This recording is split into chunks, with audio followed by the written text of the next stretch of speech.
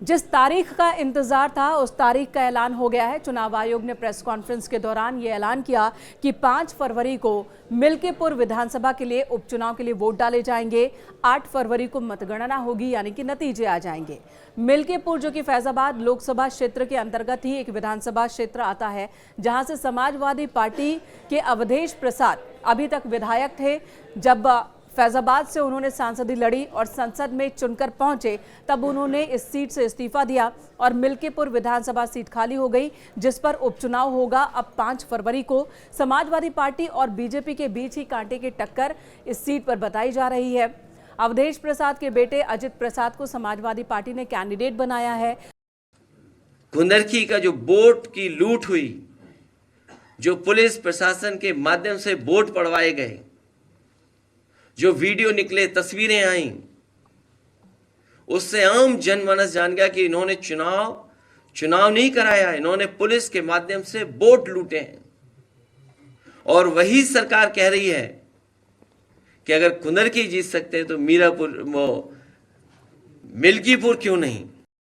तो वहीं बीएसपी ने भी अपने उम्मीदवार के नाम का ऐलान कर दिया है, लेकिन बीजेपी ने अभी तक कोई भी कैंडिडेट मिल्कीपुर को लेकर चुनाव मैदान में उतारा नहीं है। इस पर फैसला होना बाकी है। कई सारे नाम हैं जिन पर चर्चा चल रही है। इन सब के बीच बीजेपी ने पूरी ताकत लगा दी है। यूपी सरकार के 6 मंत्रियों को जिम्मेदारी दी गई है कि वो मिल्कीपुर विधानसभा क्षेत्र के अंदर लोगों से मिले, डोर टू डोर कैंपेन करे और वहां पर बीजेपी कैंडिडेट के पक्ष में माहौल बनाए।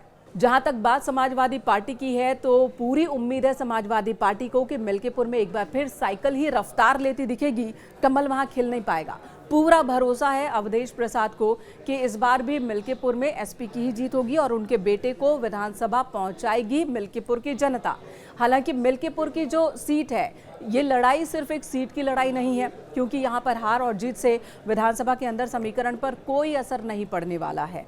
लेकिन ये नाक का सवाल जरूर है बीजेपी के लिए भी, समाजवादी पार्टी के लिए भी। बीजेपी इस सीट को जीतकर यहाँ पर कमल खिलाकर, जाहिर सी बात है, फैजाबाद यानी कि अयोध्या लोकसभा में मिली हार का बदला लेना चाहेगी या उस हार से हुई फजीहत को थोड़ा कम करने की कोशिश करना चाहेगी। और दूसरी तरफ समाजवादी पार्टी इस सीट को बरकरार रख ये संदेश देने की कोशिश करेगी कि राम का आशीर्वाद तो समाजवादी पार्टी के साथ ही है। और जैसे दावे बीजेपी कर रही है, तो बीजेपी के साथ अयोध्या के लोग नहीं है, फैजाबाद के लोग नहीं है, मिल्कीपुर के लोग नहीं है। Last date of making nomination will be 17th of January, scrutiny on 18th of January, withdrawal 20th. These are the statutory periods of time which is given. Date of poll is 5th and counting is 8th, and 5th again we have very deliberately kept. We are doing elections in by polls also in Milkipur in UP. 5 फरवरी को दिल्ली में विधानसभा चुनाव के लिए मतदान होगा और 8 फरवरी को वोटों की गिनती होनी है, यानी कि 8 फरवरी को ये तय हो जाएगा कि दिल्ली में इस बार किसकी सरकार बनने जा रही है।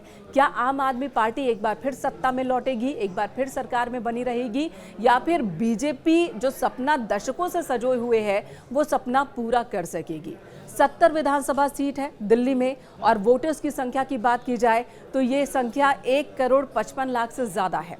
लेकिन बीते 2 दशक से ज्यादा का वक्त हो गया है जब बीजेपी को दिल्ली में कोई सफलता हाथ नहीं लगी है। पहले शीला दीक्षित 3 टेन्योर तक यानी कि 15 साल तक मुख्यमंत्री रहीं और उसके बाद आम आदमी पार्टी की ही सरकार है 2013 से लेकर अब तक।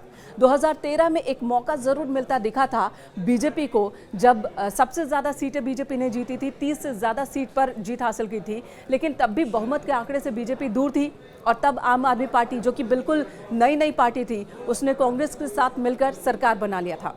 हालांकि वो सरकार बस कुछ दिन तक ही चली थी, लेकिन उसके बाद फिर से चुनाव हुआ और उस चुनाव में आम आदमी पार्टी को बहुमत हासिल हुआ और उसके बाद से आम आदमी पार्टी ने अपने प्रदर्शन को और बेहतर ही किया दिल्ली में। बीते इलेक्शन में 70 में से 62 सीटों पर आम आदमी पार्टी का कब्जा रहा। इस बार बीजेपी दावे कर रही है कि समीकरण पूरी तरह से बदल जाने वाला है और दिल्ली में बीजेपी की सरकार बनने वाली है। ये दावे बीजेपी के हैं, लेकिन आम आदमी पार्टी को पूरा भरोसा है कि जो योजनाएं पार्टी चला रही है, आम आदमी पार्टी की सरकार चला रही है, उसका फायदा मिलेगा और एक बार फिर आम आदमी पार्टी की ही सरकार बनेगी। अब महत्वपूर्ण तारीखों की बात कर लेते हैं। 10 जनवरी को चुनाव को लेकर अधिसूचना जारी होगी। 17 जनवरी तक नॉमिनेशन हो सकेगा, 20 जनवरी तक नामांकन वापस लेने की तारीख है और उसके बाद 5 फरवरी को वोटिंग, 8 फरवरी को रिजल्ट सबके सामने होगा।